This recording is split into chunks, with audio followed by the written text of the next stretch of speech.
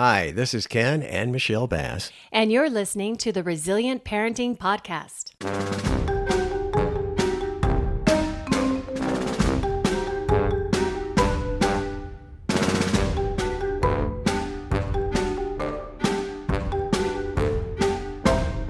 So how many of these podcasts have we done now? How many episodes of this podcast? This one will be number 16. Whoa. Sweet 16, just like you. Yeah, right.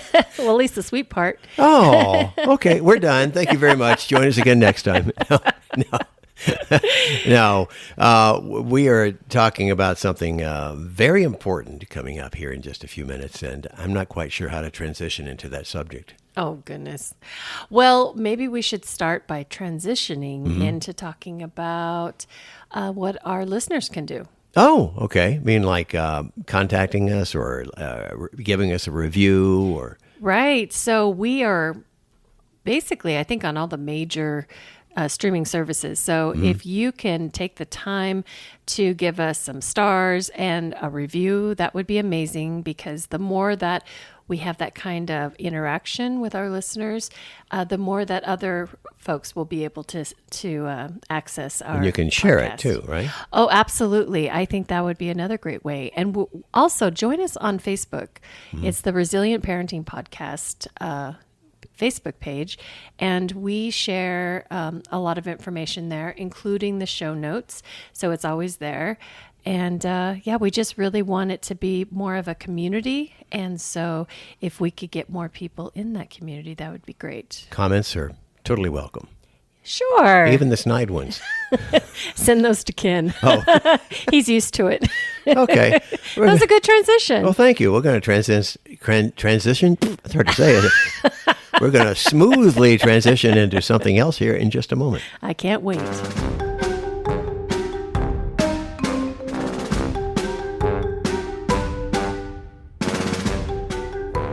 Okay, well, we have transitioned into our topic for today, and our topic is transitions. What a coinkydink. How did that happen? I didn't see that one coming at all. I didn't see that saying coming. Oh, sorry. What did you say? What a coinkydink. What a coinkadink? What a coinkydink. A coinkadink. A coinkadink. Like inky-dink-a-doo. Coinkydink. That doesn't help. Oh, sorry. I bet the Revealing my listeners, age here. the listeners are going, I can say it. I'm transitioning into an old man. I'm not that far behind you. Well, Yeah. a little bit. We're going to talk about transitions. And the reason why I thought we should talk about that is transitions are unavoidable, and they cause a lot of stress.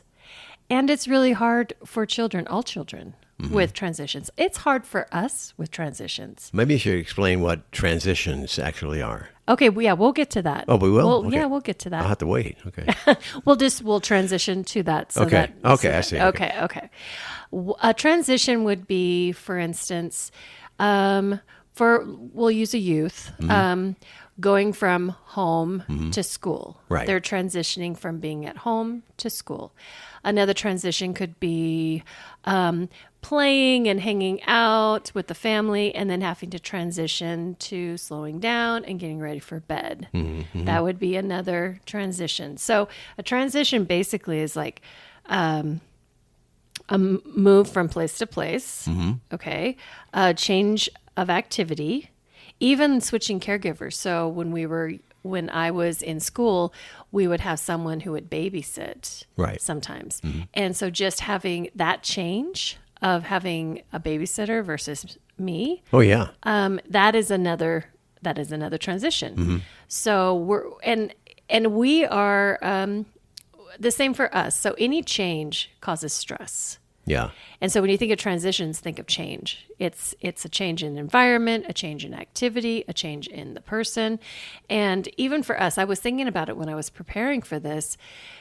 You know, I'll use work for an example. Okay. If they bring in like a new way of doing things, they're going to change how they do things. And so I have to learn a new way.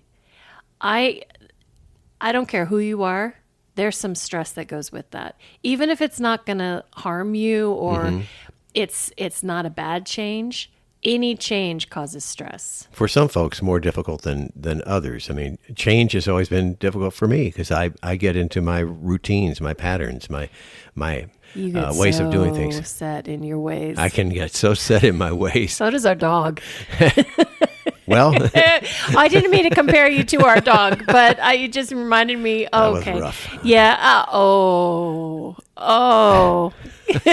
That was rough. It's sometimes more difficult for me to change into a new way of doing things than possibly you or somebody else in the family. And then I know that for other folks, it's more difficult for them to change than it would be for me. Everybody has a different level, right? They definitely have a different level, and children are no exception. They all respond to stress and change in different ways, especially when we're talking about kids that have come from hard places, who have experienced a lot of stress.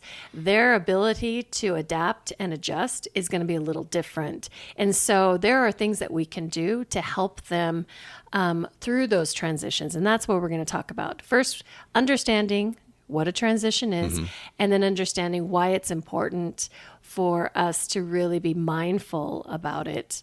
And then, just we'll have some different ideas. There's so many resources and different ways to look at it online. I'm just telling you right now, if you just, type it in, you'll see there's just so many different options. But it really starts with first, when I have the TBRI lens, which is trust-based relational intervention, and we really look at empowering the child, and that is just like feeling safe in their environment.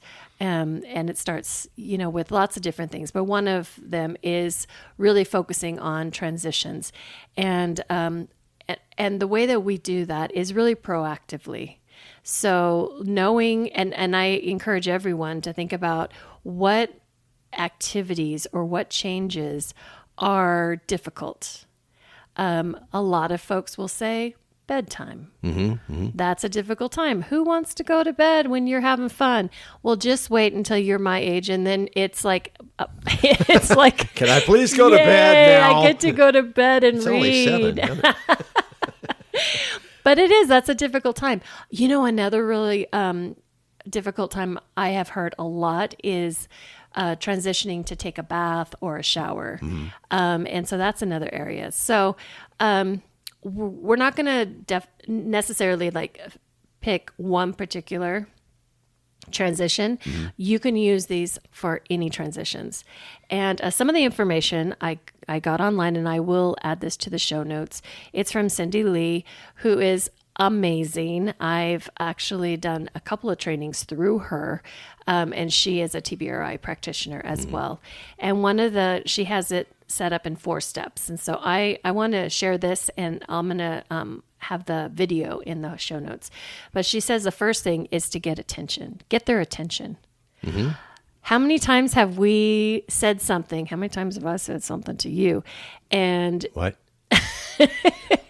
and you're not paying attention. Oh, okay. I'm looking How many at you. times? So think about your kids.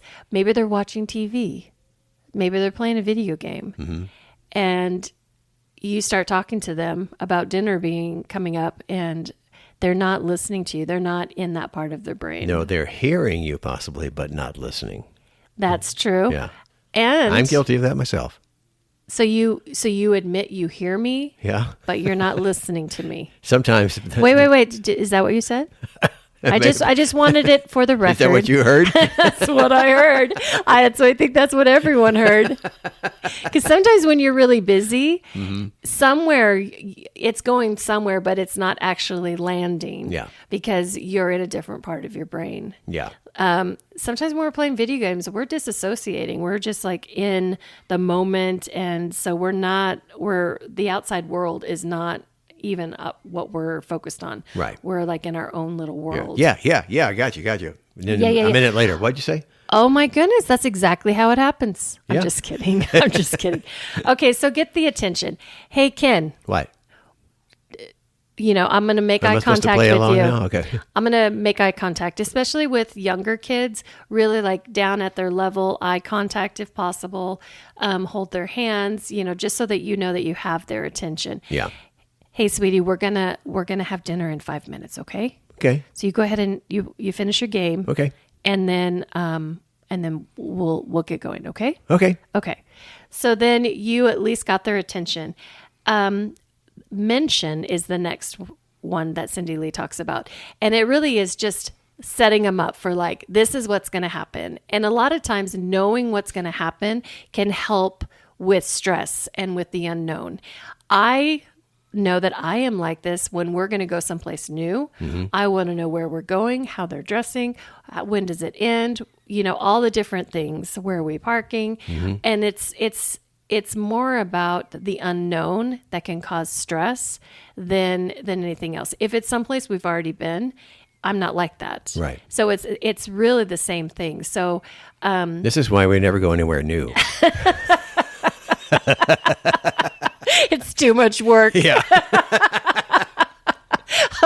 We go places that are new and we have gift certificates. Yeah. Incentive. We can do it. Yeah. But yeah. And so, explaining what's going to come up and then, the thing she said was distract. And it's funny because I never thought about it, but I do it all the time. Mm-hmm. So distract is trying to get their attention away from whatever it is. And it really is for anyone. And it's not like when you say distract, it's not like you're like trying to play a trick on them. Right. But it's like trying to get the focus away from whatever they're doing to you. Because when they're in that activity, they're feeling safe. And you're asking them to leave that safety to go do something new and different. Right.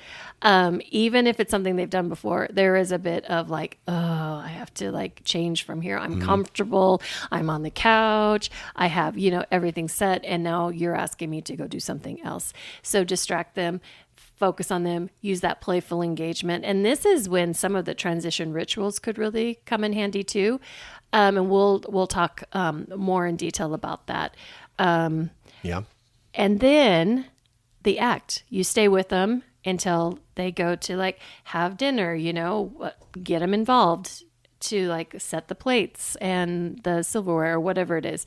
Bath time, you just stay with them, have some fun or whatever as you're getting them ready and just keep kind of that energy going. Mm-hmm, mm-hmm. So let's talk about transition rituals. Okay. What do you think of when I say transition rituals? When you were talking about bath time and bedtime, it's like, especially bedtime.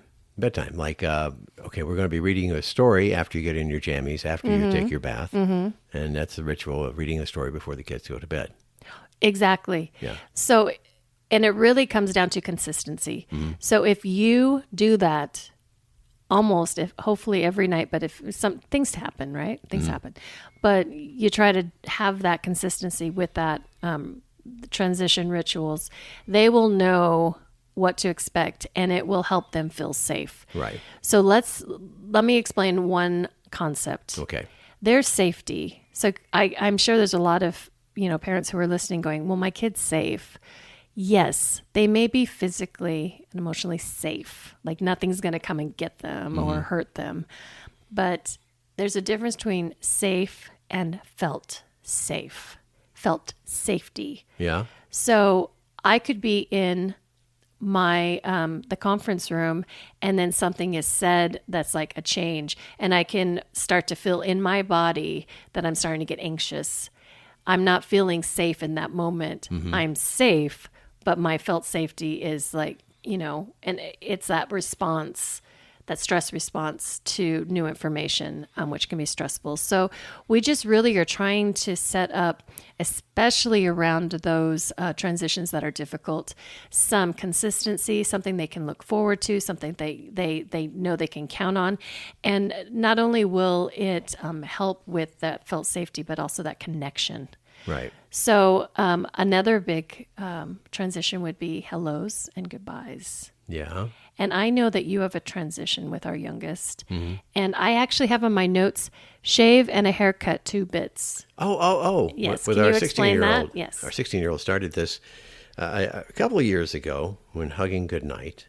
Then I think they're the ones that actually started out with the dump, up, a dump, bump on my back while we're hugging. And then I follow up with bump, bump. But I think a lot of times we switch it. Yes. And I'll be hugging them, and I'll do the hands on the back going dun dun dun dun, and then they do bump bump on my back. And if we miss a night of doing that before they go to bed, I mean, it may be an hour later. I might be going to the bathroom or something, all of a sudden run into them in the hall. It's like, you didn't do the hug. You didn't do the hug. You should see his face right now. It's so sad. And I'm sure that it's the same for them. And that is That's something. what I was talking about, them. Oh, them. Oh, I thought that was your face. No. I just look like this that all the breaks time. my heart. Don't make them feel that way, Ken. Wow. Can't win. Okay. I thought it was you, but that's even worse that it was them. But that just shows how important it is. I don't do that with them. That is special that you have between them and you. But you and I have special things. When you go to work in the morning, what do? Well, you make me coffee. Well, besides that, I walk outside with you. Oh, you do the I love you sign. Yeah, as you're in the car getting ready to drive away. And if I'm you trying don't to think if if you there's don't other respond, things. then I get that sad face. Yes, you do. You always look sad when I leave. Yeah, I am. When I was growing up, when my dad would come home, my mom would have all of us run out and greet him. And it may not seem like that big of a deal, but it really was, I think, for him, because picture coming home after a long day of work and having all your kids and your wife run out and happy to see you. It was a way for all of us to kind of transition him back into the home, and then for us to have him back in the home. Yeah. Of course, we didn't know that at the time, but when I was thinking about this, I was like, okay, that was a transition. So there's another one that we do a lot. We say when we're saying goodbye a lot of times, but sometimes we just do it in the middle of the day as kind of like a check. But this is something a lot of times we do when someone's leaving, and someone will say, "I love you," And I say, or someone else says, "I love you." They say, "I love you more." Oh, love you more. That's It's- that one. Okay. Yeah, that one. Okay, try it again. We're very competitive in our house. Okay. I love you. I love you more. I love you too. And on and back again. Oh, you didn't even man. try. You didn't even try. Okay, we'll try. It's okay, a race. Okay, it's a okay. race. One more time. Oh my goodness. I'll get it right this time. Okay. Okay. I love you. I love you more. To infinity on back again. Wow. Wow. Okay. I see how it is. I enjoyed that way too much. Anyway, No, it's I love you. something- I love you more. I love you to infinity on back again. We And try other at one the same time. responds with, "Oh It's- man." And it's something that I don't, some of it was from Toy Story, Buzz Lightyear. Yeah. And it just was something that we started, and It just developed on its own. it did. And I think there's probably things right now that our listeners do already, and maybe don't even realize that is something, or maybe they do it intentionally. And that's good too. So some different things for transitions. In the morning, like a care bag is a suggestion, like having something that has like a little snack or maybe a little stuffed animal or something to help with the transition. Let's see, a family handshake. I saw a video of a teacher doing that. They did a handshake, and they gave an option, because sometimes your kid doesn't want touch, and that's okay. So sometimes, I'll ask if I can have a hug, and it's like, no, but maybe a handshake would be okay, or a fist pump, or High five, a high five, or an air high five, depending on that. We also do notes in the lunchbox for our 16-year-old. Yes. Something we started up, and one or two different times we missed putting a note in there, and we heard about it. It's something that is now like at lunchtime for them when they're in school, they look forward to. And I think the students, like fellow students and teacher, actually are there too. So Yeah. it's turned into its own thing. But there's so many things that you can do. If you're going on a trip, you can get your one of your shirts or something that your child could sleep with. We had a special book that would be read when, Oh, actually, there was one where I think I recorded because I was leaving a lot. You can record books. Yeah, one of those record books. Anyway, there's lots of different things, and I think that that's part of it. So be proactive, make eye contact. Well, actually, even before that, try to figure out what are those areas of transition that are difficult for your child, and try to figure out what it is about that makes it difficult. And then something else that I think is always important, if you can, include your child. Like when they're regulated, when they're feeling calm and okay, have a conversation. I notice that it's really hard to get motivated or, to get moving, to get ready for shower or bed. What would be helpful? What could we do to help make it fun or, something? And they may come up with an idea. If it's their idea, it cements it even more, I think. Yeah, well, there's buy-in. Yeah. If it's their idea. And I love anytime you can include them in any of the decision-making because it's saying, hey, I see you, I value you, and you're a important part of this family. It's not just led by the adults in the home. Right. So, transitions are something that we all have to do. Again, it's unavoidable. And so being able to be proactive and try to make it as fun as you can. And then, there will be times when they're going to be like, hey, I don't want to do it today, and find out what's going on, what's going on. Because sometimes they may be like, I'm in a really important part of my game and I really want to finish this. Well, that's when, compromises can come into play. Right. It doesn't have to be set in stone what it is. And then if it continues to be an issue, you can have that conversation and try to figure out what you both can work out to make it work. How about after listening to this podcast, this episode, you go and leave us a comment, tell us what kind of traditions you do. Ooh, I love that idea. Oh, please share. Ways you transition. Yeah. Yes, I love that idea. You guys don't know right now. Write that down. Ken had an idea Ken that had worked. an idea. Put it on the calendar. I was just saying that they can't see, obviously, but the cat has joined us and was actually sniffing the mic while I was trying to concentrate. And he's so cute that it's all right. He can get away with it. But I love that idea. Please share a transition idea or maybe a transition ritual that you do. And we might even share it if it's okay. Another time. Yeah, another time. But the cat's butt is in my face right now. I think it's but the cat is saying it's the end. Okay, I think we're done here. I think it's time to transition to the music. Yeah.